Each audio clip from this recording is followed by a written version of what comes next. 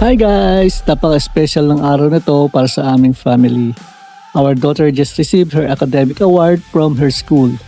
Honestly, bilang isang magulang, we are so proud and thankful. This moment is really a blessing at siyempre, truly because of God's goodness. Lahat ng achievement ng anak natin o maging tayo man, achievement natin, we know it's by His grace. So today, we're not just celebrating her award, but we also want to give thanks to God dahil nga sa Kanya lahat nagmula kung ano man yung nasa atin, di ba?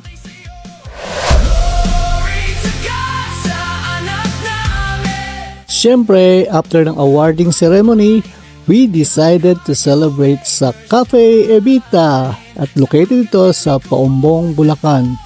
We love this place kasi it's perfect for family bonding at Thanksgiving. It has both cozy indoor and dining and beautiful alfresco rooftop. Malapit nga pala ito sa Paombong Pure Gold Jr.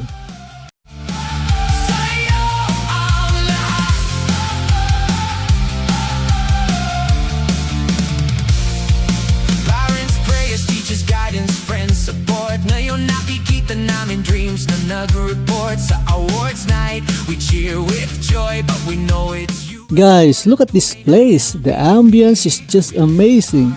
Up here sa rooftop, ang simoy ng hangin ay super lamig and refreshing. Perfect for chilling after the busy school day. May live acoustic singer din, so pwede kayong mag-request ng song or kahit mag-jamming. Talagang feel mo na relaxing ang whole place.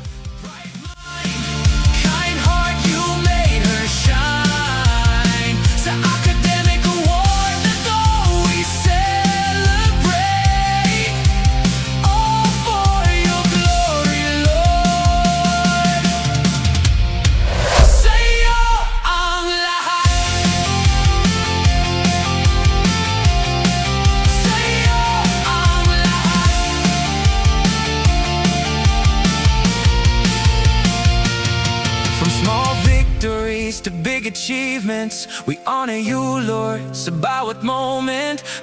At siyempre, yung food nila is good. Forever sa taas ng langit at lupa.